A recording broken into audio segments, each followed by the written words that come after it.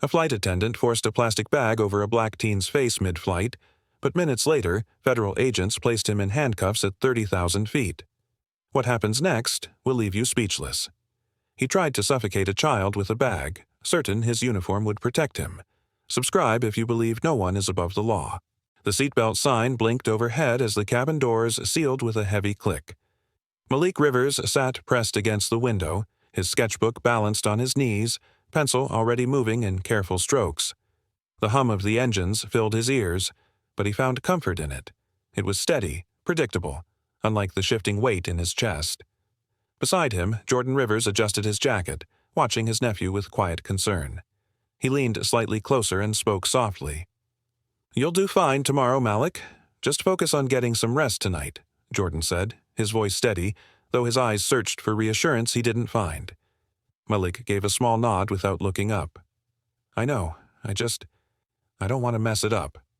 His hand tightened on the pencil, the lines on the page becoming darker. He was sketching a figure, broad-shouldered with a cape billowing, standing like a shield against an unseen storm.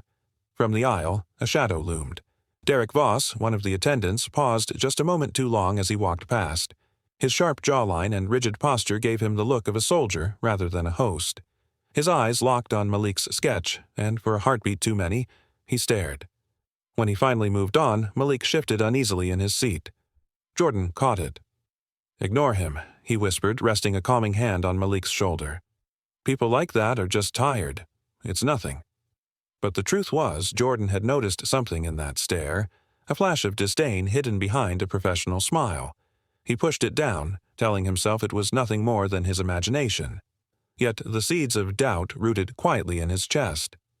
As the plane began to taxi, Malik's nerves tangled tighter. The safety announcements buzzed in the background, but he barely heard them. He kept drawing, adding more detail to the hero's armor, trying to lose himself in the world of his imagination. He wanted to be anywhere but here, surrounded by strangers, waiting for hours to pass. When the plane lifted into the sky, Malik felt the pressure in his chest shift with the altitude. His ears popped, his eyes closed briefly, but when he opened them again, he saw Derek at the front of the cabin, his posture stiff, his gaze sweeping over the passengers like a warden surveying prisoners. Malik looked down quickly, heart thudding. Jordan noticed the movement. "Are you all right?" "I'm fine," Malik murmured, though his voice betrayed the tremor he tried to hide. The drink cart rattled down the aisle. When Derek reached their row, Malik's throat was dry. He hesitated before whispering, "Excuse me, could I have some water?" Derek's smile was thin, forced. He bent closer than necessary, his tone dipped in sarcasm. "Of course. Anything else? Maybe a throne too?" The words weren't loud, but just enough for the nearest passengers to hear. A couple glanced over awkwardly, unsure if they'd misheard. Jordan's brow furrowed, his hand tightening on the armrest. He forced himself to breathe before answering. "That's not necessary," he said firmly, his eyes meeting Derek's. Derek straightened, expression smoothing into a mask of professionalism as he poured the water. But when he placed the cup on Malik's tray, his fingers lingered a second too long, his gaze unyielding. Malik shifted back against the seat, clutching his pencil like a weapon too small to matter. The cart moved on, but the moment hung heavy between them. Malik tried to shake it off, lowering his eyes to the page again. He shaded the figure's hands darker, stronger, as if trying to pour his fear into the drawing. His hero's cape stretched wider, wrapping around a small figure behind him. "Don't let him get to you," Jordan whispered, his tone low but urgent. "You're stronger than he thinks." Malik nodded, but his eyes betrayed doubt. He wondered why a man he'd never met seemed to dislike him instantly. He tried to push the thought away, but every time Derek's voice echoed through the cabin, calling out instructions or snapping at another passenger, Malik's chest tightened. The plane hit a patch of turbulence, jolting the cabin. Gasps rippled, drinks rattled, and Derek's voice rose sharply. "Stay seated. Don't move until the light is off." His tone carried more anger than caution, and Malik shrank lower in his seat, sketchbook sliding toward the floor. When the pencil rolled into the aisle, Derek bent swiftly to pick it up. He glanced at the page, lips curling into a smirk. "Drawing superheroes, huh?" His voice was loud enough now for the row behind to hear. "Guess some people never grow up, always needing someone else to save them." Malik's cheeks flushed hot. He reached for the sketchbook, but Derek held it a second longer before letting it drop into his lap. Jordan's jaw tightened, his voice calm but firm. "That's enough." Derek met his gaze with cool indifference before moving on, pushing the cart forward. Malik stared at the page in silence, the hero's outline blurred by the sting of his eyes. He closed the book, resting it against his chest, wishing he could fold himself into its pages. Jordan leaned closer, whispering, "Don't listen to him. Tomorrow is what matters. Keep your focus there." Malik nodded, but his heart was restless. He wanted to believe his uncle, wanted to trust that this was nothing more than a tired man lashing out. Yet something deeper pressed against his thoughts, the way Derek had stared, the sharpness of his words, the quiet threat beneath them. The cabin returned to a fragile calm, conversations resuming, the hum of the engines steady once more. But beneath it all, the tension lingered. Malik sat silently, eyes on the darkened window, his reflection staring back at him with worry etched into its features. He didn't yet know how dangerous that gaze from the aisle had been, or how quickly his night of hope would turn into a fight for survival. For Malik, the night began with promise, but shadows already coiled around him. The plastic cup trembled slightly in Derek Voss's hand as he leaned over the service cart, his eyes narrowing on Malik Rivers. The boy had spoken barely above a whisper when he asked for water, his voice polite and careful, yet Derek's lip curled into a sneer. "Special treatment, huh?" he muttered, just loud enough for the passengers nearby to hear. His tone was sharp, the words dripping with disdain. Jordan Rivers stiffened in his seat, the muscles in his jaw tightening. His first instinct was to rise, to demand respect for his nephew, but he forced himself to stay seated. His hand rested gently on Malik's shoulder, squeezing with calm reassurance. "It's all right," he whispered softly, his voice low and steady, meant only for Malik. "Don't let him get to you. Just breathe." Jordan's calm expression masked a storm inside. He had seen men like Derek before, men who wore authority like armor but wielded it like a weapon. The cabin seemed to shrink in that moment, the quiet hum of the engines overshadowed by the thick tension that settled between them. Malik lowered his gaze to his sketchbook, opening it to a half-finished drawing of a hero with broad shoulders standing in front of a frightened child. His pencil scratched quickly, his small hands working with urgency, as if the page itself was his shield. A faint jolt of turbulence rattled the overhead bins, and Derek seized the chance to bark, "Stay seated, keep your belts tight, don't make me repeat myself." His voice carried through the aisle, unnecessarily harsh for such mild movement. Several passengers exchanged wary looks but said nothing, their discomfort growing. Derek thrived in the silence of others. Every flinch, every averted gaze was fuel to his authority. Malik's fingers trembled, and the sketch he had been clinging to slipped from his lap. The thin page fluttered onto the aisle like a fragile leaf caught in a draft. Derek noticed immediately. He bent down, not with kindness but with a deliberate slowness, drawing the moment out as though savoring control. He picked up the sketch and held it between two fingers, tilting his head as he examined it. "What's this?" Derek asked, his smirk spreading across his face. He tapped the paper with one finger before looking down at Malik. "Fantasies of weaklings needing protection?" His voice carried loud enough for passengers in the surrounding rows to hear. Malik's chest tightened, his cheeks burning. His eyes darted to his uncle for help, but Jordan's expression remained measured. Jordan wanted to explode, to rip the paper from Derek's hand and confront him in front of everyone. But he forced restraint. His nephew needed strength, not escalation. Jordan locked his gaze on Derek, his eyes cold, the silence between them heavier than any spoken word. Derek dropped the drawing back onto Malik's lap with a sharp flick of his wrist as though discarding trash. The paper crumpled slightly under Malik's small hands as he clutched it back to his chest. A nervous cough came from somewhere in the cabin, one passenger shifting uncomfortably in their seat, but no one stepped forward. The unease spread like a ripple through the rows, unseen yet undeniable. Jordan leaned closer to Malik, whispering in his ear. "Ignore him. He wants a reaction. Don't give it to him." His words were firm, though his throat ached with unspoken rage. Malik nodded weakly, his pencil dragging across the page again. The boy added heavier lines to his drawing, the shield in his hero's hands growing thicker, darker. It was his silent defiance. Yet Jordan knew this wasn't finished. Derek lingered, standing straighter, his posture rigid. His eyes swept over the cabin, daring anyone to challenge him. The man's authority was cracking at the edges, but instead of stepping back, he pressed harder, testing how far his cruelty could go. The hum of the engines filled the silence. The passengers, caught between discomfort and fear of confrontation, remained still. Their hesitance allowed the moment to stretch dangerously thin. Jordan could feel it. The tension was no longer simple hostility. It was the prelude to something worse, a tightening of the air before the break of a storm. Malik's breathing quickened, though he tried to steady it. His hero on the page was nearly complete now, drawn with desperate strokes. A figure of strength stood tall in the sketch, its arms outstretched in defense of the child behind it. But Malik's eyes glistened, his real protector seated beside him, forced into silence by necessity. Derek gave one last smirk, his voice dripping with cruel satisfaction. "You'll learn soon enough," he muttered, almost as if promising the boy something far darker than words. Jordan straightened in his seat, his hand resting firmly on Malik's arm, his mind calculating, waiting. He knew the time for patience would end soon, but for now he had to hold it together, for Malik, for the witnesses, for the truth that was already writing itself across every uneasy glance in the cabin. The silence returned, but it was no longer simple quiet. It was charged, brittle, and waiting to shatter. Jordan could feel it in his bones. What began as taunts would soon descend into something far darker. Derek's voice cut through the low hum of the engines, sharp and sudden. "Sit still," he snapped, his tone carrying a weight that made the nearby passengers glance up. Malik had done nothing more than shift in his seat, pulling his sketchbook closer to his lap.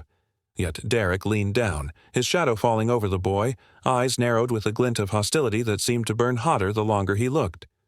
"You're becoming a problem passenger," he hissed, the words low but loud enough for half the row to hear.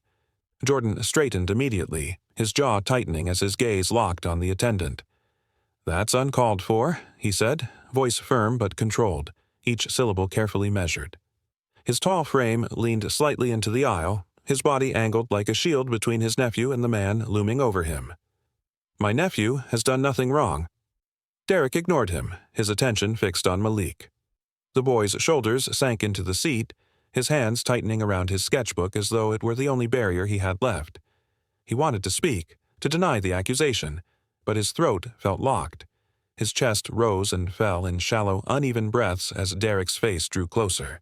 The attendant's smile was thin, almost rehearsed, but the venom in his tone betrayed the mask. Passengers whispered across the rows, uncertain whether to intervene. The low murmurs threaded through the cabin like static, a quiet current of unease. Eyes darted between Derek and Jordan, waiting, measuring, hoping the conflict would pass like turbulence. Yet it did not pass. It deepened.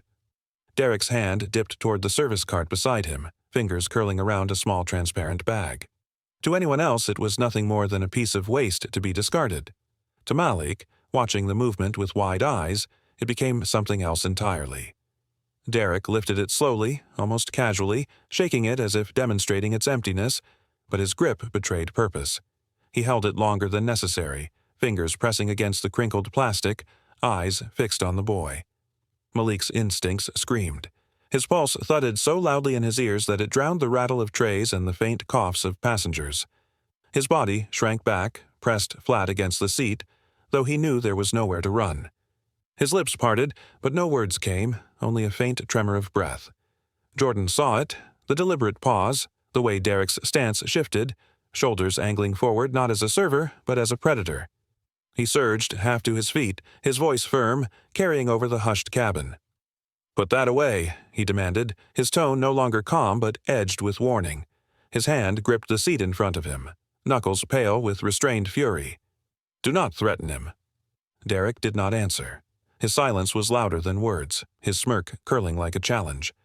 The bag hung from his hand, swaying slightly with the motion of the plane, a harmless object twisted by the weight of his intent.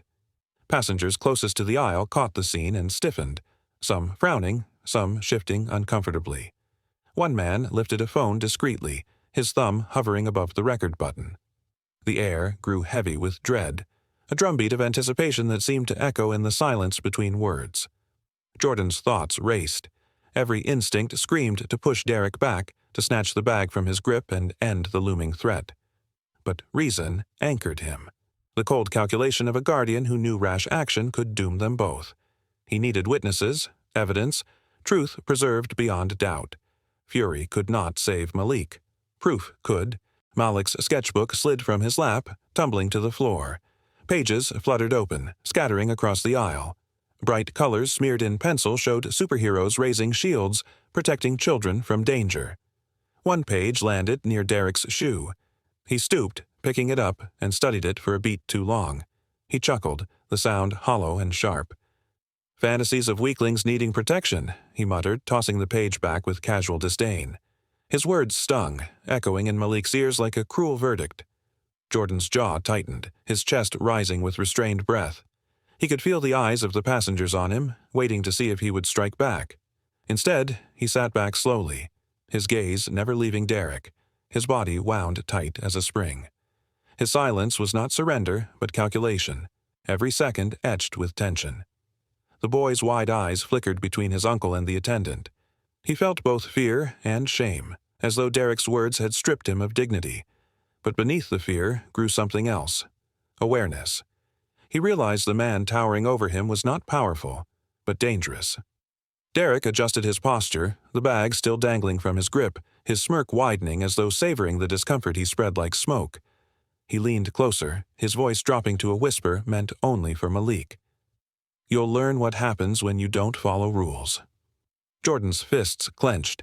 His protective instincts roared, but again he held back, knowing the wrong move could turn accusation into reality. His resolve hardened instead, eyes blazing with a quiet vow that no threat, spoken or unspoken, would touch the boy without consequence. The cabin seemed to freeze, suspended between calm and chaos, between order and violence. The passengers felt it, even if they could not name it, the moment when silence teetered on the edge of action. Derek believed authority was his shield. Jordan knew otherwise. Malik only knew that danger loomed closer with each breath. The boy shifted, trembling as Derek's shadow loomed, and Jordan leaned forward, his voice low and steady but ringing with warning. "Step back," he said, every word a controlled command. But Derek did not move. His hand lingered with the bag, his eyes locked on Malik, the cruelty in them sharper than glass. The dread in the cabin thickened until even the air seemed hard to breathe. The line had been drawn, invisible but undeniable, and every man aboard sensed it.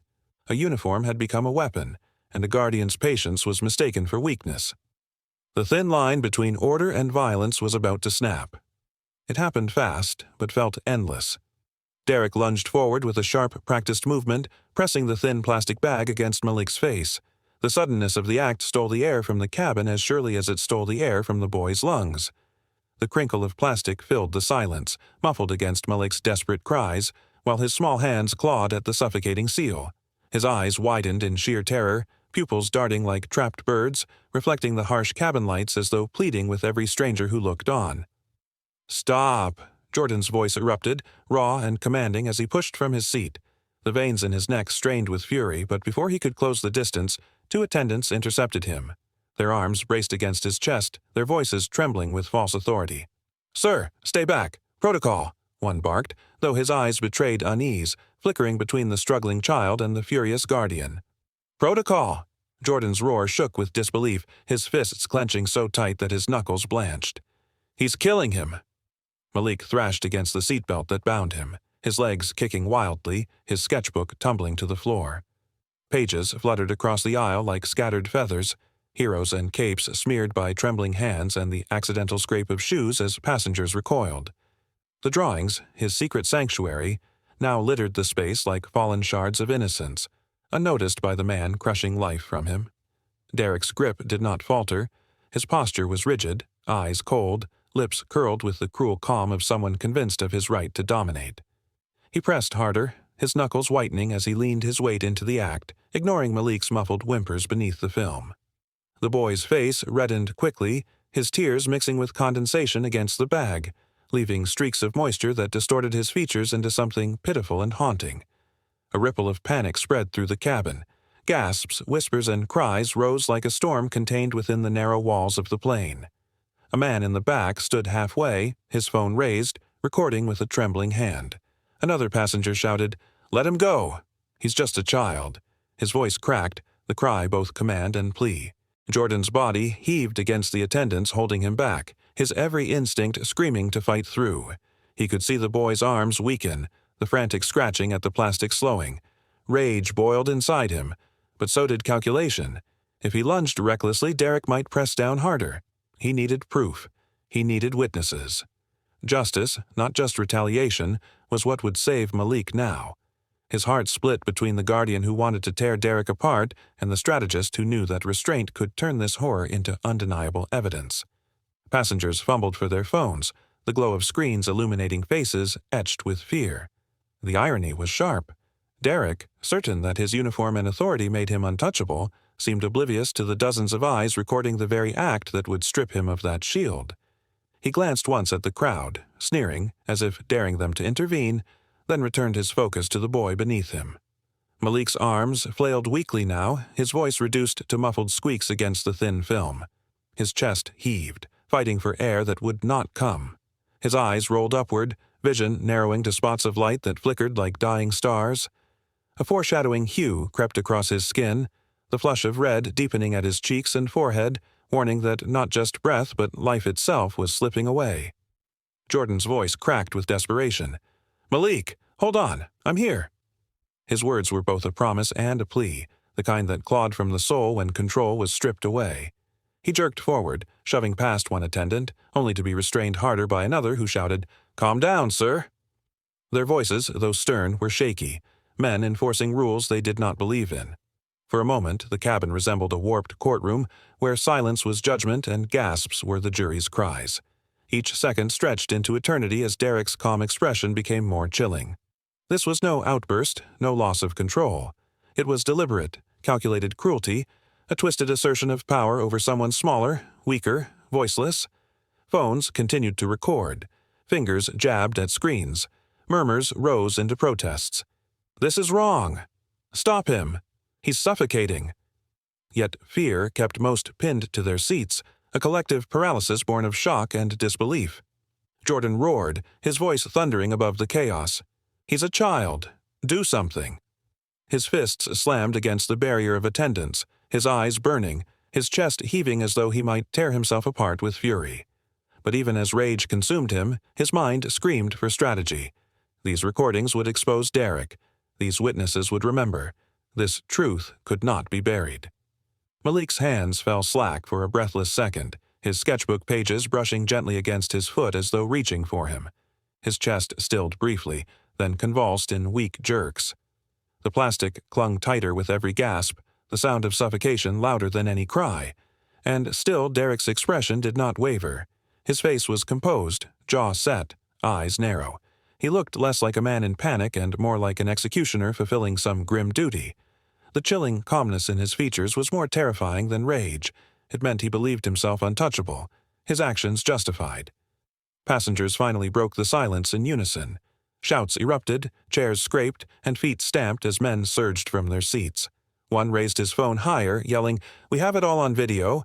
Another shouted, "You'll pay for this." The cabin's fear had tipped into defiance, voices cracking the oppressive quiet that had allowed Derek's cruelty to continue. Jordan saw the flicker of red streaking across Malik's face, the color that foreshadowed not only oxygen loss but the theft of the boy's future, the interview, the scholarship, the dreams waiting in Westbridge. Each second that plastic clung to him was a second of promise being ripped away. Jordan's throat burned as he shouted one last time, "Malik, breathe. Fight." His nephew's limp form blurred in his vision, fury and despair merging in a storm that consumed him, and still Derek pressed on, calm as ever, as though proving a point only he understood. The cabin became a courtroom of gasps, and Malik's life balanced between silence and survival. Malik's body went limp, his small frame collapsing into the chair as his desperate resistance faded. The sharp scraping of his shoes against the floor stilled, leaving only the shallow flutter of his chest before even that seemed to falter. For a moment, the entire cabin froze. Every breath, every murmur, every heartbeat drowned beneath the sight of a boy's struggle ending in silence. Then came the sound that shattered it all. Jordan's voice, a guttural cry torn from deep within, rising above the hum of the engines and the whispers of fear. "Malik!" Jordan roared, his voice trembling between rage and terror as he lunged forward. His arms strained against the wall of passengers and attendants holding him back, his eyes locked on the limp figure slumped in the seat. His cry was not just a call to his nephew, but a plea to the world itself, as if the universe could not remain indifferent to what was happening before their eyes. The sound cut through the passengers' paralysis like a blade, stirring them from shock into motion. Two men, both passengers who had been rooted to their seats in horrified disbelief, finally broke free of fear and surged forward. Their movements were clumsy but fueled by outrage, their hands clawing at Derek's wrists. With a grunt of force, they tore him back, prying the plastic bag away from Malik's face. Derek stumbled but resisted, his lips curling into a twisted snarl as he barked something about keeping control. His voice was hoarse, his breath ragged, but there was no mistaking the madness that gripped him. "Restrain him!" someone shouted from the aisle, their voice high-pitched with panic. Another joined in, echoing the call, and the demand rolled through the cabin until it became a chorus. The weight of the passengers' voices fell on Derek like a tide, stripping away the thin veil of authority he had worn like armor. The captain's voice crackled through the intercom, clipped and stern. "Order must be restored immediately. This is the captain speaking. Remain calm and follow crew instructions." But the command came too late. Chaos had already rooted itself in the cabin. Fear and fury surged like electricity, crackling in every whispered gasp and trembling hand. Jordan pushed past the restraining arms and dropped to his knees beside Malik, gathering the boy into his embrace. His hands shook violently as they cupped his nephew's face, his thumbs brushing against skin that felt too cool, too still. "Come on, Malik. Breathe. Please, breathe," Jordan whispered, his words breaking into fragments of prayer and command. His tears blurred his vision, yet he focused on the faint tremor beneath his fingers, the tiny flicker of a pulse, weak but still alive. Relief and terror collided in him. Malik was unconscious, but he was not gone. Around them, passengers shifted uneasily, torn between helping Jordan and restraining Derek, whose voice rose again in protest. "He was dangerous. You don't understand. He was dangerous," Derek shouted, his eyes darting wildly from one face to another. He looked less like a protector now and more like a cornered predator, fighting against the inevitable. "No one believes you." One of the men who had pried him off Malik snarled, holding him by the arm. His voice was raw, the words laced with disgust. "We all saw what you did." Another passenger, seated near the aisle, stood shakily and raised his phone. The device shook in his trembling hand, but on its screen was undeniable proof, the video he had quietly recorded since the moment Derek mocked Malik's sketchbook. His voice wavered, but his conviction did not. "It's all here, every second. You can't twist this." Derek's face blanched at the sight of the recording. He opened his mouth to speak, but no justification came. Only a splutter of words drowned beneath the rising noise of passengers who had once been silent witnesses but were now accusers. The irony was sharp enough to cut. The man who had sought control with cruelty was now surrounded by a cabin united against him. Jordan held Malik closer, feeling the shallow rise and fall of his chest. The boy's sketchbook, once clutched tightly in his hands, now lay scattered across the floor. Pages fluttered in the drafts from the air vents, superheroes drawn in pencil and ink strewn like fragments of innocence torn apart. Jordan's gaze caught one page near his foot, a drawing of a figure standing tall with arms spread wide, shielding a smaller figure from harm. His throat tightened at the cruel symmetry. Malik had drawn what he had needed most, and yet the one sworn to protect had been the attacker.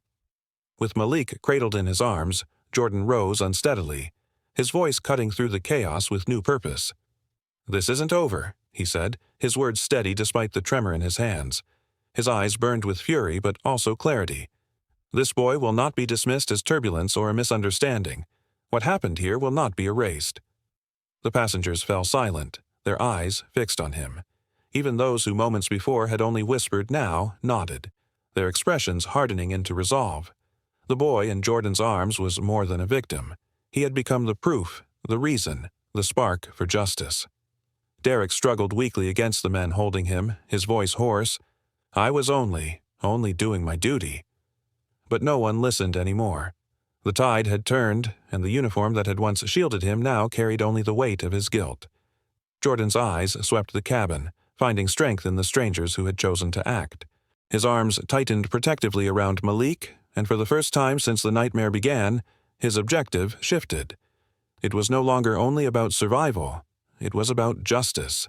His nephew's pain, his silence, his broken breath could not be allowed to vanish into excuses.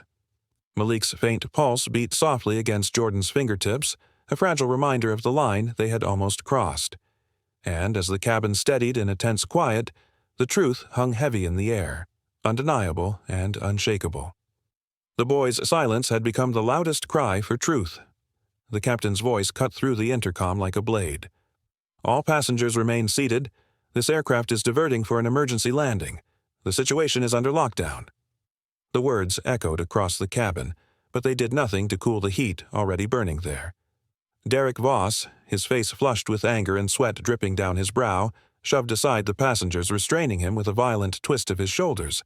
Belts that had been looped around his arms slipped loose and his voice rose above the terrified murmurs.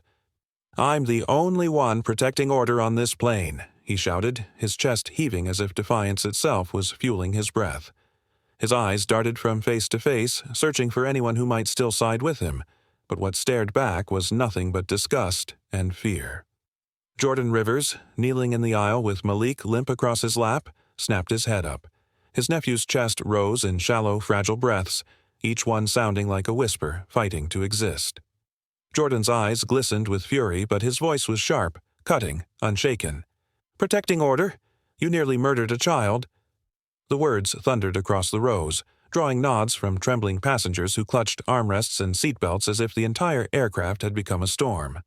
Jordan's arms tightened around Malik, one hand gently pressing against the boy's back, the other trembling with the desire to strike, yet forcing itself to hold steady. His voice cracked only slightly as he whispered into the boy's hair, "Stay with me, Malik. Stay with me." Derek sneered, shaking his head like a man refusing to see reality. "You people don't understand," he barked, his words rasping with misplaced conviction. "Without me, this whole flight would be chaos. I'm the one keeping it safe." His voice grew louder, desperate, as though he was speaking more to himself than anyone else.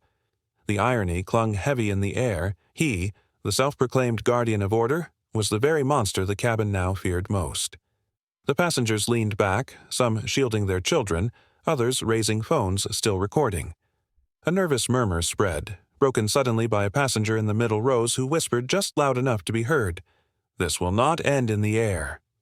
The words lingered, cold and prophetic, casting a shadow over every face that heard them. Jordan's stomach tightened. It was a warning that the storm surrounding them stretched beyond this cabin, beyond this night. The aircraft jolted in turbulence, rattling overhead bins and sending a gasp through the crowd. Derek staggered but caught himself, and then, with sudden ferocity, lunged forward. His target was clear, the cockpit door. Gasps erupted, passengers crying out as he barreled past a row of seats, shoving shoulders aside. For a fleeting moment, it seemed the thin boundary between chaos and catastrophe would shatter completely. The captain's orders had made no difference. Derek was a man consumed, his authority now twisted into reckless hunger. But two figures rose, swift and resolute. Off-duty security officers who had been sitting quietly among the passengers stepped into the aisle. One was broad-shouldered, his eyes hard as stone, the other lean but steady, his stance practiced. They intercepted Derek with precision, their bodies colliding with his in a struggle that sent all three men crashing against the narrow galley wall. The sound of fists striking, elbows driving, belts straining filled the cabin with dread. Passengers cried out, some urging them on, others squeezing eyes shut, too afraid to watch. The metallic clang of a service cart rattling against the floor underscored the violence, each sound echoing like a drumbeat of danger. Jordan watched, his chest pounding, torn between leaping forward and staying with Malik. His nephew's lips trembled faintly, and a tiny breath escaped like a ghost. That fragile sound anchored him. He could not leave Malik unprotected, not for an instant. Fury blazed in his eyes, every muscle begging to join the fight, but he forced himself still. He whispered softly, "You come first, Malik. Always you first." His mind burned with the knowledge that restraint was harder than rage. The struggle at the front intensified. Derek clawed and kicked, his face twisted with a manic fire. "You can't stop me," he roared, spittle flying as his arms strained against the men pinning him. For the first time, however, cracks formed in his defiance. The strength of authority he had once abused now betrayed him, twisted into iron hands, forcing him down. His breath grew ragged, his voice breaking. "I was in control. I was the one in control." His words faltered into mutters, sounding less like a leader and more like a man unraveling. Passengers leaned forward in their seats, some whispering prayers, others holding up their phones higher, desperate to capture every second. Dramatic irony hung over them like a weight. The uniform that once commanded respect now marked Derek as a prisoner of his own cruelty. He had thought his title would protect him, but now it was the very chain dragging him into disgrace. Jordan looked down at Malik, brushing the boy's damp hair from his forehead. The boy's chest rose shallowly, but it rose, and that was enough for Jordan to cling to. His own fury simmered just beneath the surface, threatening to break loose at any moment. Yet he knew that rage would only steal what Malik needed most: stability. He swallowed it down, forcing his voice to steady as he whispered, "You're safe with me. No one will ever take your breath away again." The words were as much a vow to himself as to the boy. The cabin had become a battlefield, not of guns or fire, but of wills, of truth against deception, of life clinging against cruelty. The passengers' eyes darted between Jordan holding Malik like a fragile treasure and Derek thrashing against the men who bound him. Every heart pounded with the knowledge that this was no ordinary flight, no simple turbulence. Something far greater had been set in motion, something that would not be contained by metal walls or cabin lights. At last, Derek's strength faltered. The officers shoved him back against the floor, pinning his wrists with makeshift restraints. His chest rose and fell in jagged bursts, sweat dripping from his brow. His eyes, though wild, flickered with the first glimmer of fear. For the first time, Derek understood that the power he had twisted was gone, replaced by the cold weight of justice he could not outrun. His head turned toward the cockpit, as if seeking salvation, but none came. Only the cold silence of the passengers' stares met him, judgment hanging heavy in the recycled air. Jordan's gaze locked on him, his voice low but firm, filled with quiet fire. "Your authority is finished. You don't get to write the truth anymore." Derek glared back, lips quivering as though to retort, but the words died in his throat. What had once been a smirk was now a grimace of a man trapped in the cage of his own making. Jordan bent closer to Malik, rocking him gently as if the motion alone could shield him from scars that would never be visible. Malik's breaths whispered faintly, but they came, stubborn and alive. Jordan's eyes burned with unspoken vows, fury and sorrow, yet above all, determination. He knew this was only the beginning. When the plane landed, greater storms awaited them. Still, for now, he held on to the one truth he could grasp, that Malik was still here. The air itself had become a battlefield, and justice was circling like a storm. The belts tightened around Derek's wrists as two men wrestled him into the narrow aisle, their faces flushed with effort, their knuckles white from gripping leather straps pulled taut. Derek twisted violently, his shoes scraping against the cabin floor, but the makeshift restraints held him. Around them, passengers leaned forward from their seats, voices rising in a mixture of anger, fear, and disgust. The jeering came not from malice but from outrage, a collective cry against the cruelty they had just witnessed. Jordan, standing a few feet away with Malik cradled in his lap, watched with burning eyes. His heart hammered against his ribs, every instinct demanding vengeance, yet a part of him forced restraint. Justice, he reminded himself, could not come from rage alone. It had to be undeniable, visible, undeniable in front of every pair of watching eyes. Derek thrashed once more, his voice a guttural growl. "You don't understand. He was out of control. I was keeping order." His words cut sharply through the air, but the tone, self-righteous, bitter, desperate, rang hollow to the passengers. One of the men holding him down spat back with strained breath. "Order? You nearly killed that boy." Derek's face twisted, half in fury, half in panic, his eyes darting between the passengers as though searching for someone to take his side. The captain's voice crackled over the intercom, steady but strained. "Ladies and gentlemen, remain calm. The situation is under control. The suspect has been restrained and will remain so until we land." The word suspect hung heavy, carrying with it the weight of accusation. Yet even as the announcement steadied the passengers, Jordan sensed the tension coiling tighter. Calm might have been ordered, but calm was a fragile illusion. And then came the twist. Owen, a younger attendant with neat brown hair and a voice that often wavered in command, stepped forward from the galley. His hands trembled slightly as he raised them, his voice quivering but loud enough to draw every gaze. "Stop this madness," Owen declared, his eyes shifting nervously from Derek to the passengers. "You've misunderstood everything. Derek was only doing his duty. This man," he gestured toward Jordan, his hand trembling as if weighed down by the accusation, "provoked him. None of you saw the whole picture." The cabin erupted into murmurs, confusion spreading like wildfire. Some passengers shook their heads vehemently, others exchanged uneasy glances, and a few shifted uncomfortably as if doubt had seeped into their resolve. Derek seized the moment, his lips curling into a triumphant smirk. "You see? At least someone here knows the truth." His voice carried, loud and mocking, as though validation had restored his strength. Jordan rose slowly, his frame tall and commanding despite the child in his arms. His voice carried a low, steady thunder. "Truth." His gaze locked on Owen, piercing, unflinching. "The truth is lying unconscious in my arms because of that man." He tilted Malik gently so that the boy's pale face was visible to the cabin, his shallow breaths a fragile rhythm of survival. "Look at him. Tell these people again, tell him, that nearly suffocating a child is just duty." Owen's lips quivered, but he pressed on, though his words cracked under the weight of scrutiny. He was disruptive. Derek was following protocol. None of you understand the risks we face in keeping this cabin safe. His eyes flickered nervously, never lingering too long on the passengers who glared at him, or the phones raised high to record every word. Jordan saw it then, a detail subtle yet telling. Owen's gaze slid too deliberately toward the cockpit, as if fearing something more than the crowd. It was not loyalty, Jordan realized. It was fear. Fear of betraying an order greater than Derek. Malik stirred faintly against his uncle's chest, his tiny voice breaking through the noise like a fragile thread of truth. His eyes fluttered open, glossy and distant, and with a trembling breath he whispered, "Why?" The word was soft, fragile, yet it carved through the cabin like a blade. Every passenger heard it. Some turned away with tears welling, others clutched their armrests tighter, anger and sorrow twisting together in their chests. Jordan bowed his head briefly, pressing his lips to Malik's hair, his jaw tight with a pain deeper than words. The boy's faint utterance silenced the room.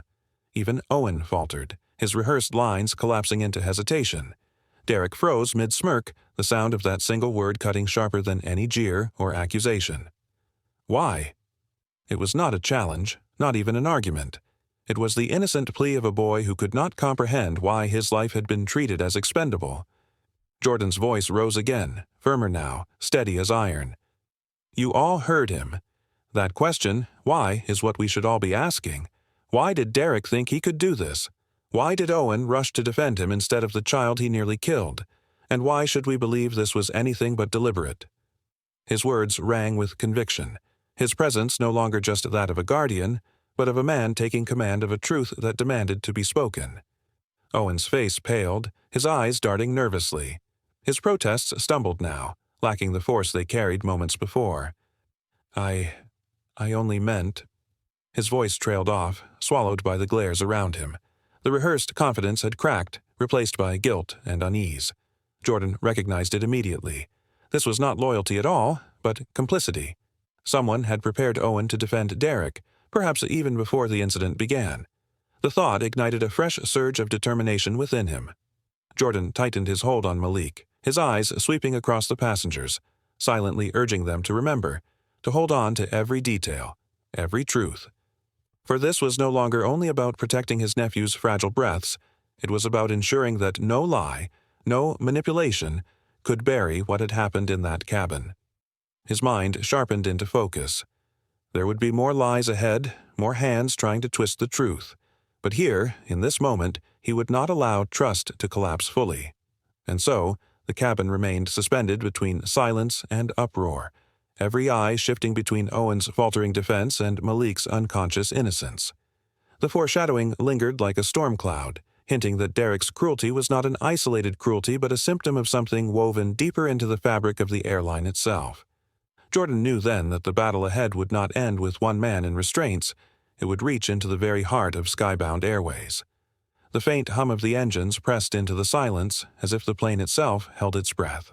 Malik's chest rose weakly against Jordan's arm, each breath fragile but real. And with that fragile life clinging to him, Jordan's objective crystallized: protect the boy, expose the truth, and dismantle the lies that tried to bury what had happened here. He sensed this wasn't only Derek's cruelty but something rooted deeper in Skybound Airways' hidden culture. The wound in the cabin was no longer just physical, it was trust itself bleeding. He left a black kid unconscious, thinking silence would hide his cruelty. If you believe every act of abuse must be answered, hit subscribe.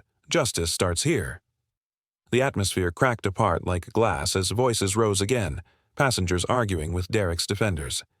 Tension pulsed through the narrow aisles, every sound amplified by the metal walls of the cabin. Owen, the flight attendant who had stepped into the fray, shouted above the noise, insisting Derek was misunderstood, his words trembling yet forced with conviction. A few passengers snapped back angrily, demanding justice for the boy who lay limp in his uncle's arms. The clamor swelled until the captain's voice boomed from the intercom, stern and commanding. Silence in the cabin. Order must be maintained. But his words, carried on the tinny speakers, were powerless against the human storm already raging. Jordan rose slowly, holding Malik against his chest, the boy's frail body pressed close as if shielding him from the chaos. His face was pale, but his eyes burned with controlled fire. When he spoke, his voice cut through the uproar like a blade. "Listen to me," he thundered, his tone shaking the row of passengers before him into silence. "You saw it with your own eyes. Every step, every cruel act. This man," he pointed toward Derek, restrained and seething in the corner, "put a bag over a child's face, my nephew's face," and he smiled while he did it. The passengers quieted, their breathing heavy, their eyes darting between Jordan and the subdued Derek. Some clutched their phones tighter, others looked down, shaken by the memory of what they had just witnessed. Jordan's voice lowered, steady now but weighted with grief. "Do not forget what you saw. Do not let anyone tell you it was different. He tried to take this boy's life, and he thought his uniform would protect him." He bent, reaching for the scattered pages of Malik's sketchbook that lay trampled on the floor. The crumpled sheets bore smudges of pencil, streaks of red where Malik's trembling hands had touched them during the struggle. Jordan lifted one page high, displaying a drawing of a caped hero standing defiantly in front of a smaller figure. His voice thickened as he spoke. "My nephew draws heroes because he believes in them. He believes in defenders of the weak. But tonight, the uniform meant betrayal, not protection. Tonight, the one who should have been safe became the target." A murmur rippled through the cabin. Heads nodded, eyes glistened. A father in the back clasped his son closer, while another man muttered a prayer under his breath. Derek, though bound, sneered from his seat, his lips curling as if he still owned the room. But the atmosphere had shifted. His sneer no longer carried authority, only contempt. Owen stepped forward, his face pale under the overhead lights. His voice cracked as he repeated his defense. "You're misinterpreting everything. Derek was trying to control a situation. The boy was disruptive." His words rang hollow, the rehearsed cadence of someone repeating a script rather than speaking truth. Jordan caught the slip instantly, his sharp gaze fixed on Owen. "Rehearsed words," Jordan said, his voice low but edged with steel. "Not panic, not instinct. Rehearsed. Tell me, Owen, who told you to say that? Who asked you to stand here and twist a child's suffering into disruption?" Owen faltered, his eyes flickering nervously toward the other attendants, then downward as if searching the floor for refuge. His lips pressed together, no answer escaping, yet his silence screamed louder than any excuse. Passengers exchanged looks, realization dawning that Derek's cruelty was not isolated. It carried the stench of something larger, something hidden. Jordan's instincts screamed in warning. The pieces fit too neatly. This wasn't random cruelty, it was systemic. A culture that allowed men like Derek to act with impunity, knowing there would always be someone ready to shield them, to twist the truth until innocence looked guilty. The thought hardened his resolve. Malik would not become a statistic buried under corporate language. His pain would not be erased. Suddenly, the boy in Jordan's arms stirred. The faintest sound escaped his lips, fragile yet piercing in the tense silence. His eyelids fluttered, lashes wet with tears as he forced them open. Weakly, Malik's small voice whispered, "He smiled," when the bag came down. The cabin froze. Every passenger heard it. A child's words, thin and breathless, yet sharper than any accusation. Jordan held him tighter, his heart aching at the effort it had taken Malik to speak. Gasps rose among the crowd. One man covered his mouth, another woman pressed her palms together, whispering disbelief. Even Owen's face drained of color, his defense crumbling under the weight of the boy's testimony. Jordan bent his head, his hand trembling as he brushed Malik's damp hair back. "I know, Malik. I know," he whispered, his voice breaking though his eyes stayed firm. He looked up, sweeping his gaze across the passengers. "You heard him. Out of the mouth of a child who barely has the strength to breathe. Truth. This was not order. This was not protocol. This was cruelty." Derek thrashed against his restraints, shouting muffled protests, but the passengers no longer listened. Their eyes stayed fixed on the boy, their hearts pounding with the truth of his words. Dramatic irony echoed through the scene. Derek, who mocked Malik for needing heroes, had unknowingly created one. Not in Malik, but in the uncle who stood now, unyielding, a shield made of fury and love. The cabin seemed to shift, the air heavier, but not with fear anymore, with certainty. The passengers had seen, they had heard, and now they believed. Derek's authority, Owen's rehearsed words, the captain's distant commands, all of it was crumbling beneath the fragile weight of a child's whisper. Jordan lifted Malik gently, pressing him close. His voice, quiet now but resounding with finality, carried through the silence. A child's faint testimony carried more weight than any uniformed defense. The restraints dug into Derek's wrists as he writhed in his seat, yet his smirk refused to fade. His voice carried over the hushed cabin, sharp and venomous, as he leaned forward and hissed, "You think this ends here? Wait until truth reaches the ground.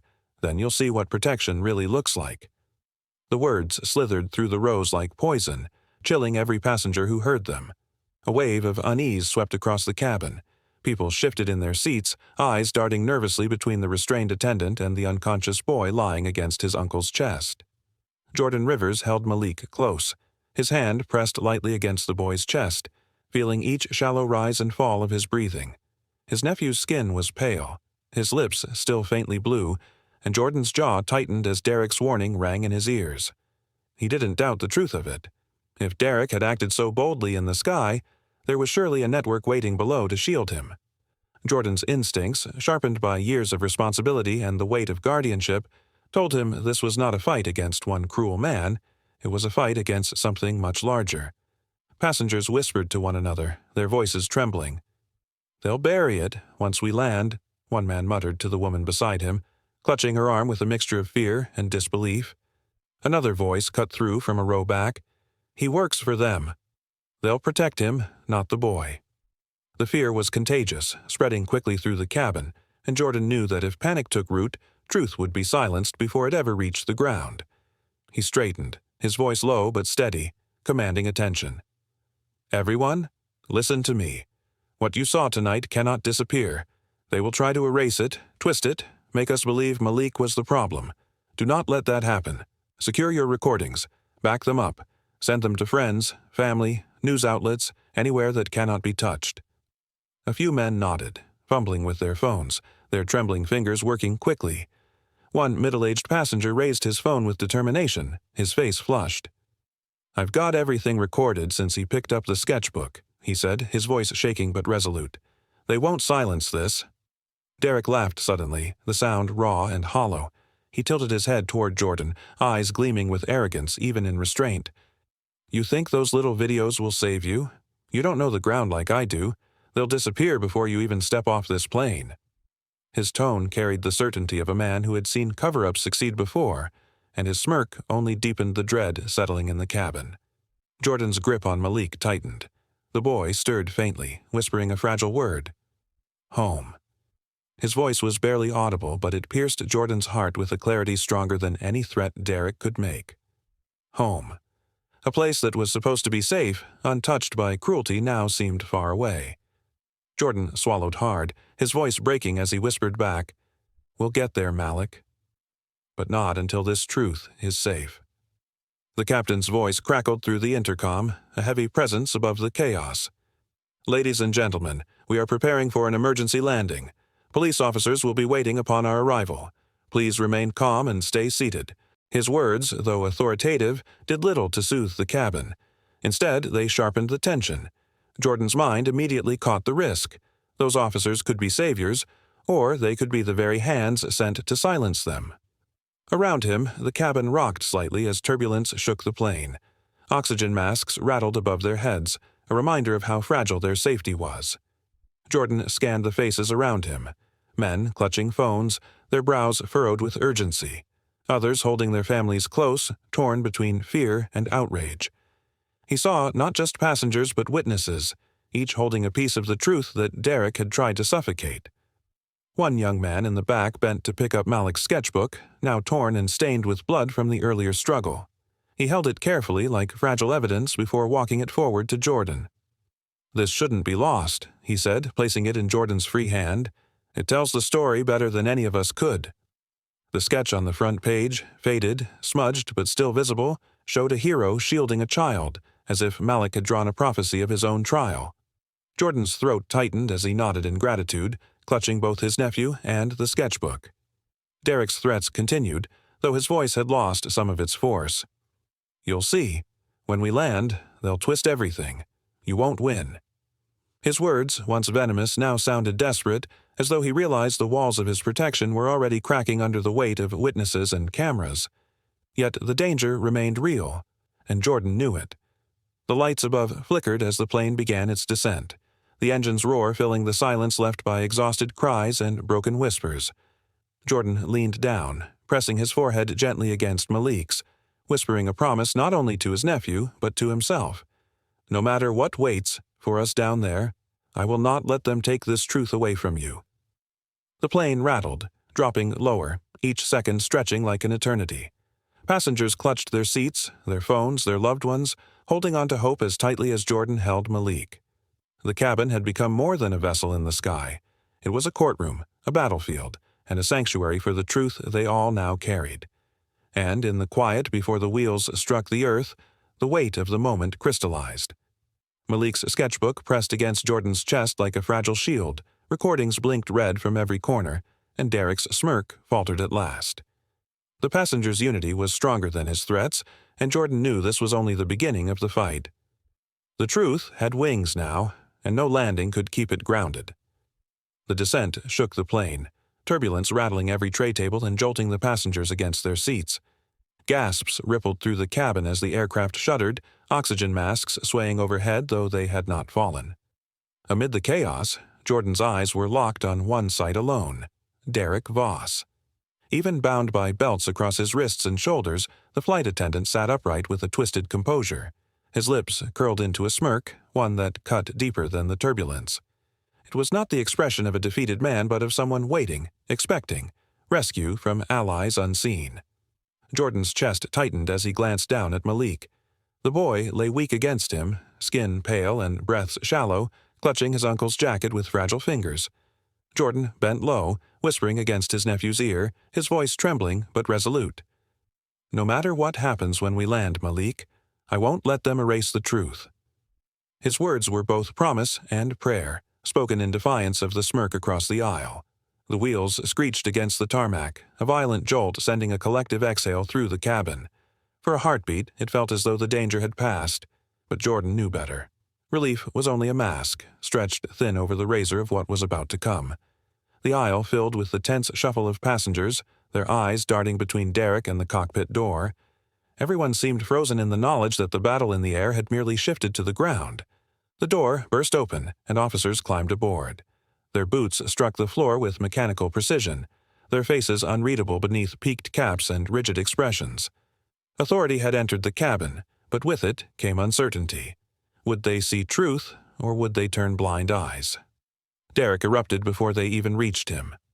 "I'm innocent," he shouted, straining against his restraints, the smirk now sharpened into arrogance. "The real aggressor is him." His chin jutted toward Jordan with a venomous gleam in his eye. His voice carried, filling the cabin with a performance rehearsed in his mind long before. Passengers gasped, some shaking their heads violently, others muttering their disgust. One elderly man spat out, "We all saw what you did," while another shouted, "Check the recordings." The officers hesitated for a split second, caught between duty and confusion. Jordan rose slowly, Malik still clinging to him. He stood tall despite the ache in his arms, his voice commanding but edged with restrained fury. He attacked a child. You all saw it. Every one of you. His gaze swept across the passengers, each nodding, each holding phones with trembling hands that contained the truth. Malik stirred faintly in his uncle's arms. His voice was no more than a breath, cracked and frail, yet it pierced the silence like a blade. Don't let them take it away. His plea clutched at Jordan's soul, tightening every muscle in his body. Jordan gripped Malik closer, lifting his chin with a defiant fire in his eyes. You heard him, he said, his tone steady, his shoulders squared. Don't let them take this away. And in that moment, passengers rose together. They pointed, fingers trembling but unified, all directed at Derek. Their voices became a storm of outrage, a chorus of truth no smirk could silence. Phones were lifted higher, screens glowing with evidence that refused to be hidden. The irony crashed like thunder through the cabin. Derek had tried to suffocate Malik, tried to twist himself into the victim, but now the very witnesses he underestimated had become a jury, their verdict undeniable. For the first time since the suffocation began, Jordan felt something stir inside him. Hope. Not fragile, fleeting hope, but a solid flame that burned brighter than the fear. Around him, the cabin itself had transformed, no longer just rows of seats and trembling passengers, but a courtroom in motion, justice balanced on every breath and every voice raised against the man who smirked in chains. The police stood frozen under the weight of dozens of testimonies, their unreadable faces faltering as the truth pressed in from every side. Derek's cries grew shrill, desperate, but they were swallowed whole by the storm that surrounded him. Jordan lowered his head to Malik once more, whispering words he believed now more than ever. They won't take it away from you. Not now. Not ever. Malik's small hand tightened weakly on his uncle's sleeve, sealing the vow. The roar of the engines dimmed as the plane rolled to a halt, but the roar inside the cabin only grew. Witnesses shouted, phones captured, and truth demanded its place. The boy's breath had returned, but now the truth demanded air as well. The officer's hand moved with calculated subtlety, his fingers slipping against the restraint around Derek's wrist. The faint metallic clink was nearly drowned out by the shuffle of feet and the low murmur of passengers, yet those closest caught the sound and froze. The belt that bound Derek's hands slackened, and in the quiet a whisper slid from the officer's lips like smoke. Don't worry, we've got your back. Gasps rippled through the cabin. It was as though the air itself recoiled at the betrayal. The passengers who had seen Derek press the plastic bag against a child's face now watched in disbelief as lawmen, the supposed enforcers of justice, acted as his protectors.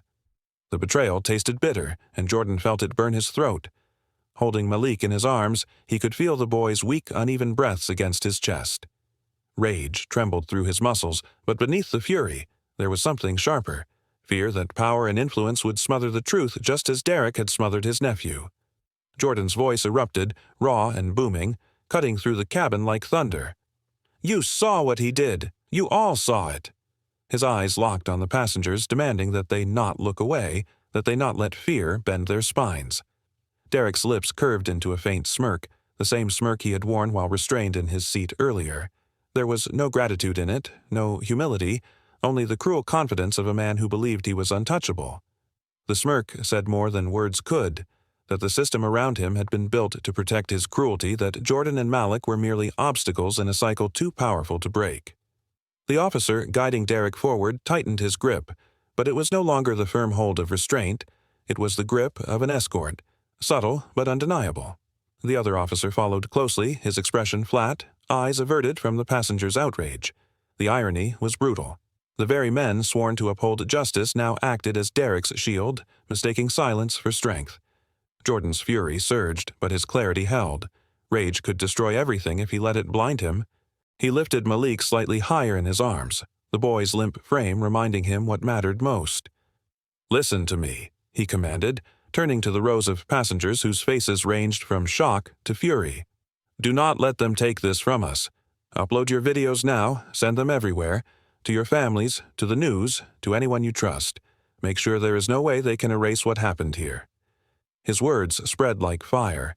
Passengers fumbled with their phones, fingers shaking not only from turbulence but from fear and urgency.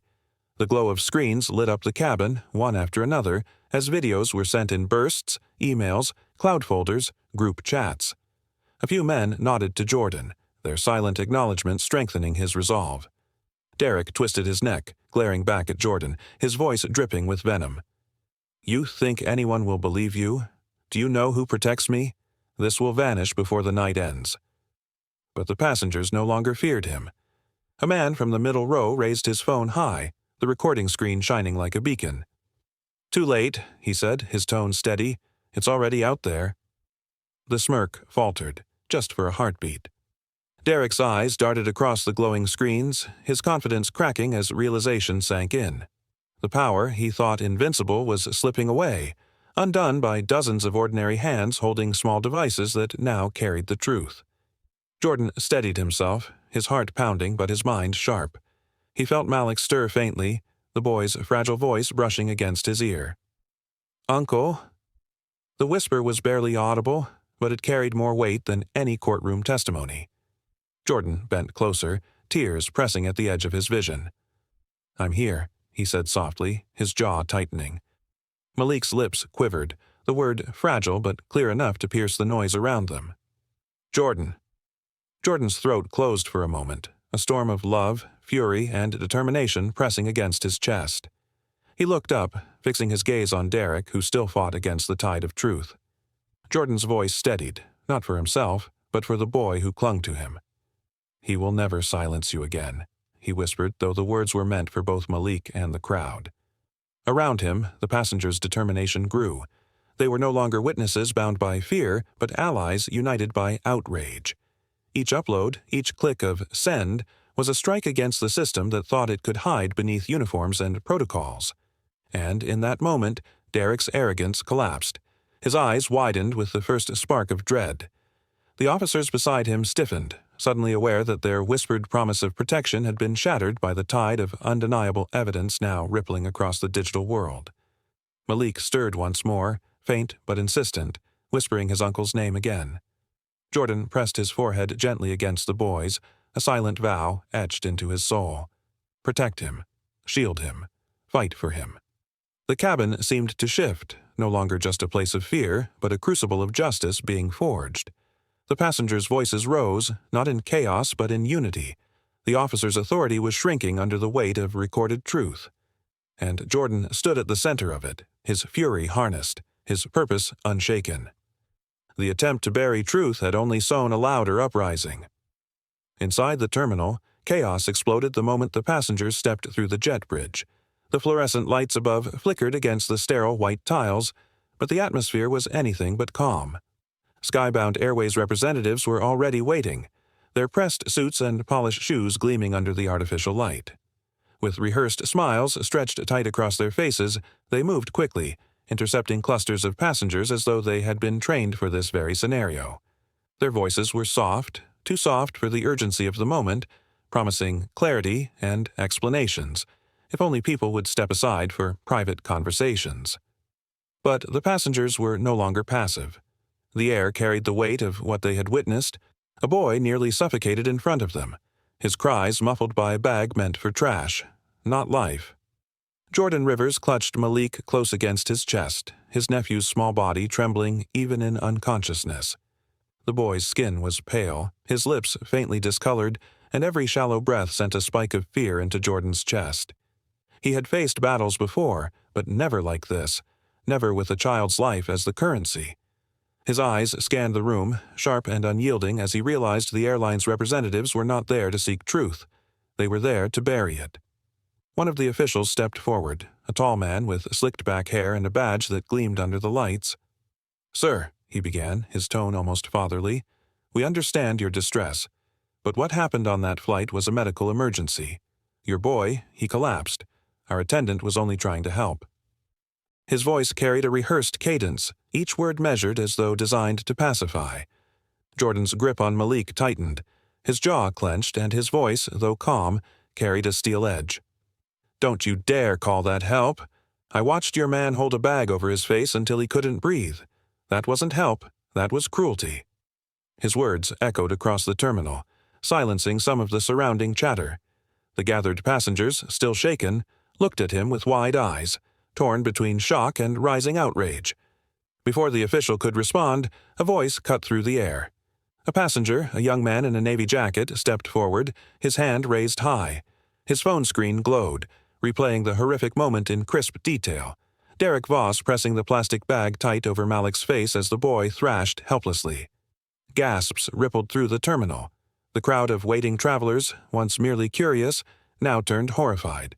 The sterile terminal seemed to shrink as dozens of eyes fixed on the undeniable evidence. "What medical emergency looks like this?" the man demanded, his voice shaking with anger. "We all saw what he did." His arm trembled as he held the phone higher, his face pale but determined. The polished facade of the airline officials cracked. Their smiles faltered, replaced by a nervous rigidity. Still, one of them tried to regain control, lifting his hands in a pacifying gesture. "Please, let's not make this a spectacle," he urged, his words drenched in desperation. "Context matters. There may have been misinterpretations." "Misinterpretations?" Jordan roared, his voice carrying with the weight of fury and grief. He shifted Malik gently in his arms, holding the boy so the crowd could see the fragile figure, the smudges of red where tears had mixed with blood. "This was no accident. This was deliberate cruelty. My nephew's life was treated like trash, and you expect us to believe it was a mistake?" His words, raw and resonant, sliced through the hollow reassurances of the officials. The passengers stirred with anger, voices rising in a wave of solidarity. Some shouted for justice, others demanded arrests, but all carried the same conviction, that what they had witnessed could not be hidden. The officials, overwhelmed, glanced at one another, their carefully rehearsed narrative unraveling. It was then that Jordan caught sight of Owen, the flight attendant who had earlier defended Derek. He stood at the edge of the group, sweat trickling down his temples despite the cool air of the terminal. His arms were folded too tightly, his eyes darting nervously from one face to another. Jordan's sharp gaze locked onto him, and in that instant, something clicked. "You," Jordan said, pointing a steady finger at him. His voice was low but firm, carrying the silence of a courtroom before the verdict. "You defended Derek back there. Why?" Owen flinched, stammering. I only said what I thought was true." His voice cracked, betraying him, but the crowd was watching, and Jordan pressed forward. "Number U said what you were told to say. Who coached you?" The attendant's face drained of color. He shook his head, but his eyes betrayed panic. Investigators who had begun taking notes paused, narrowing their eyes. One of them stepped closer, pressing Owen for details, and inconsistencies poured out like cracks splitting in glass. His account shifted, first claiming Malik was disruptive, then admitting he hadn't seen clearly before finally choking on silence. The foreshadowing was unmistakable.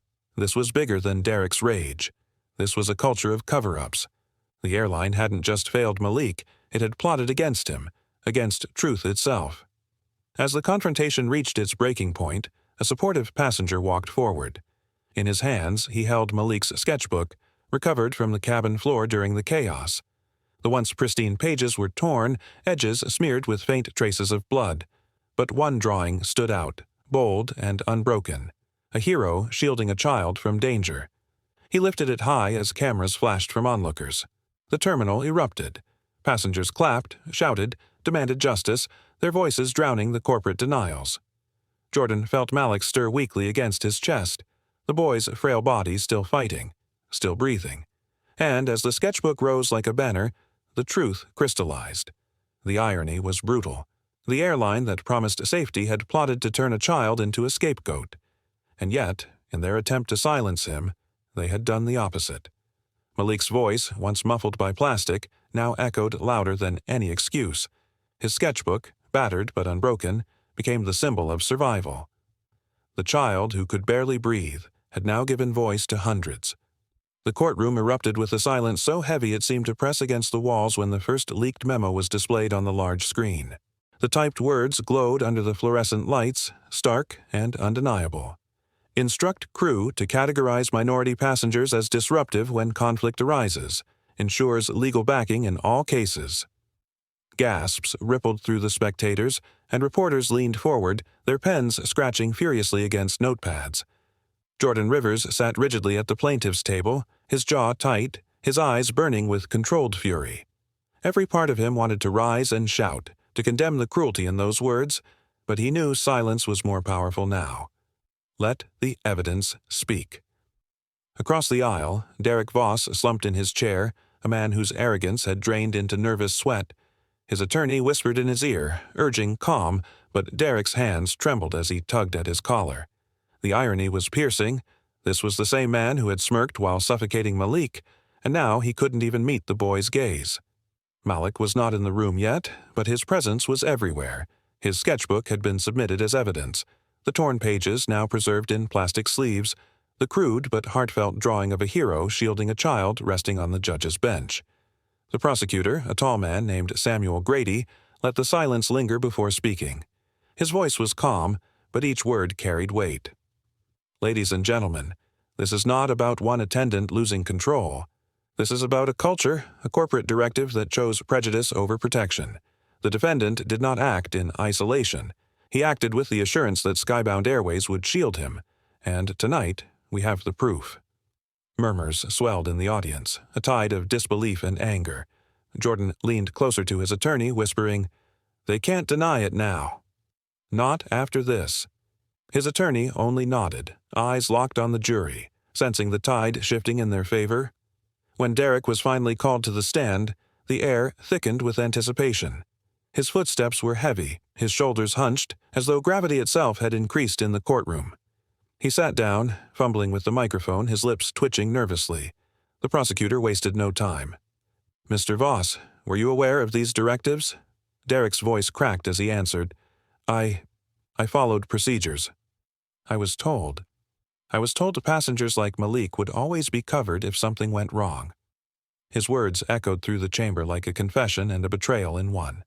Gasps again rose from the gallery. His lawyer shifted uncomfortably, knowing the defense had cracked.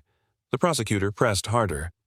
"So, you admit that your actions, pressing a plastic bag over a child's face, were not just a moment of stress, but emboldened by years of assurance that you would face no consequences?" Derek's hands trembled, and for the first time, his voice broke with fear rather than authority. "They said it wasn't about fairness. They said it was about control." His eyes darted toward the airline executives seated behind him, their expressions cold, their once loyal ally now a liability. The irony struck deep. Those who had whispered promises of protection now leaned back, arms crossed, distancing themselves from the man who had carried out their cruelty. Jordan felt his chest tighten. This was the moment he had hoped for, the unraveling of lies woven so tightly they had seemed impenetrable. Still, his heart ached. He thought of Malik, fragile and small, lying in the hospital bed days earlier, whispering that single word, "Why?"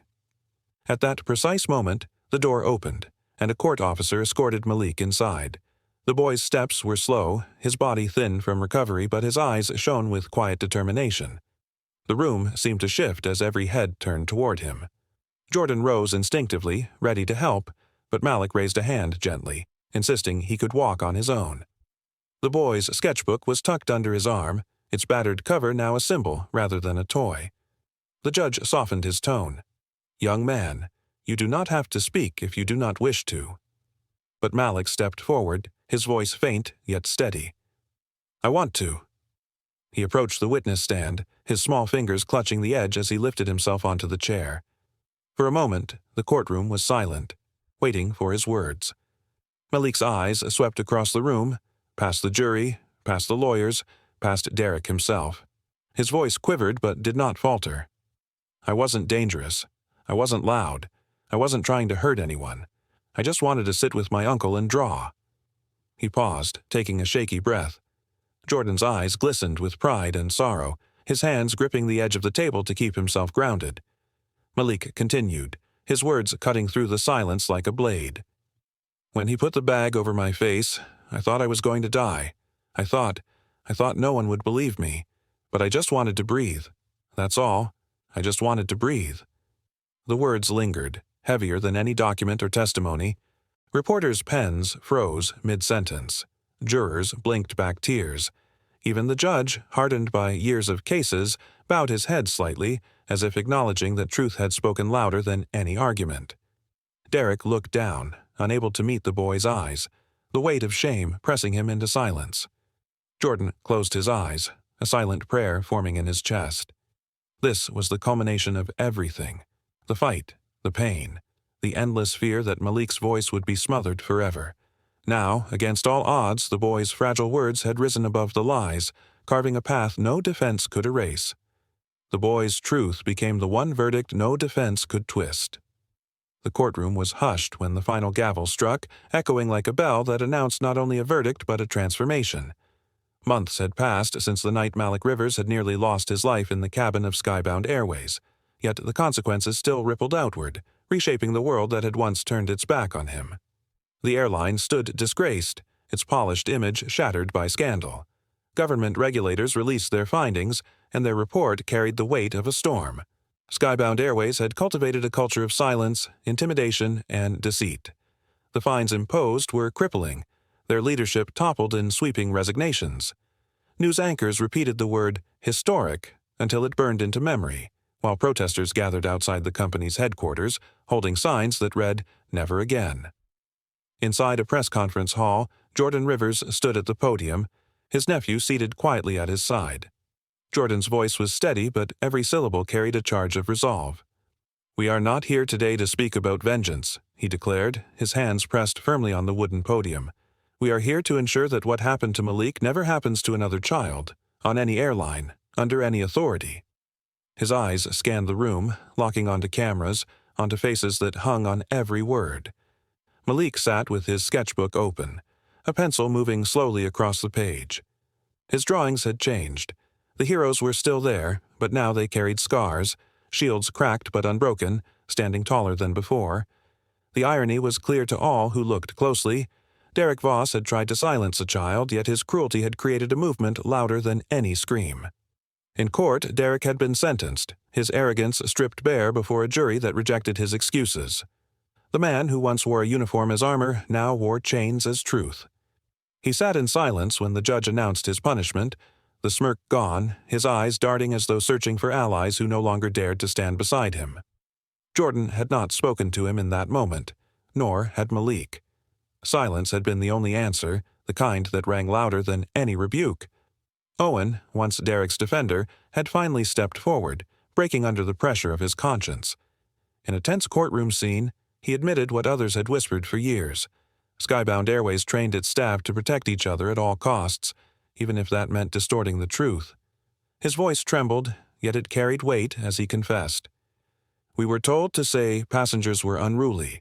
We were told it would always protect us, and I obeyed, until I couldn't anymore." The room had fallen silent as his words sealed the company's fate.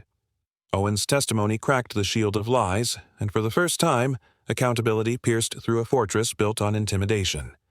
The reforms came quickly, sweeping through the entire industry like fire through dry grass. Training manuals were rewritten, oversight boards were established, and inspectors appeared unannounced on flights. Airlines scrambled to prove they were not the next Skybound. But Jordan knew reforms were fragile things, too easily softened by time and bureaucracy. That was why the Rivers Foundation had been born. He poured his energy into it, his days consumed by meetings with advocates, lawmakers, and families who carried scars similar to Malik's. The Foundation's mission was clear: to protect young travelers, to make sure no one's innocence could be stripped away in silence. At home, Malik's recovery was steady but marked by shadows. He no longer sketched only superheroes with capes and masks. His notebook now showed survivors, figures with bruised faces, bent but never broken, standing against storms. Sometimes he would show Jordan a page, his voice soft but firm. "This one isn't a hero," he explained one evening, holding up a drawing of a boy with a bandaged face, standing tall despite the tears drawn on his cheeks. "He's just someone who didn't fall." Jordan's throat tightened, pride and sorrow mixing in a way words could never untangle. Malik's scars were more than physical. They were reminders of how fragile breath could be and how powerful truth could become. The press often tried to label Malik as a symbol, a name attached to reform, but Jordan refused to let his nephew be reduced to a headline. "He is a boy," he reminded them during interviews, "not a banner." Still, Malik's quiet presence spoke louder than Jordan's protests. When he walked into a school event or appeared in court, people rose, not because he was loud, but because he had endured, and endurance carried its own gravity. Derek's downfall was sealed, yet the irony of his attempt still lingered like smoke after fire. He had tried to erase Malik's breath, but that very act had carved a voice stronger than he could have imagined. The courtroom, the press, the reforms, all of it flowed from one boy's gasp for air. What Derek thought would be silence had become a roar. Jordan often thought back to that first night on the plane, to the sketch that had fallen onto the aisle. A child had drawn a hero shielding another, never knowing how close fiction was to life. Now, months later, the foreshadowing had revealed its full shape. The boy who once dreamed of heroes had found them not in costumes, but in passengers who spoke up, in strangers who uploaded videos, in uncles who refused to bend, and even in his own fragile hands that held a pencil steady. The story had turned from survival into change, and change into reform. Yet Jordan knew the journey was not over. Shadows still lingered in places unseen, but so did light, and light had grown louder since Malik's voice had entered the world. The boy returned to his sketches one final time that evening. On a fresh page, he drew not a hero, not a survivor, but a crowd, strangers standing together, their faces firm, their eyes unafraid. He showed it to Jordan, who nodded silently, understanding what his nephew meant without words. Malik smiled faintly, and for the first time in months, the weight of fear lifted from his shoulders. Dramatic irony closed the tale. Derek had tried to erase Malik's breath, but in doing so, gave him a voice powerful enough to reform an entire system. Foreshadowing from the very first flight, the boy's dream of heroes paid off in full. For Malik, the world had shown monsters in uniforms, but also allies in strangers who stood for truth. The story that began in silence ended with a roar that could never again be suffocated. Minutes later, passengers rose up, and he was arrested midair. If you stand for protecting the innocent and demanding accountability, subscribe now. Together, we rise. Disclaimer: the story you just watched is fictional. It explores themes of racism, assault, and the abuse of power in everyday environments. Its purpose is to raise awareness about discrimination, provoke reflection on accountability in public service, and inspire action toward justice, safety, and equality for all.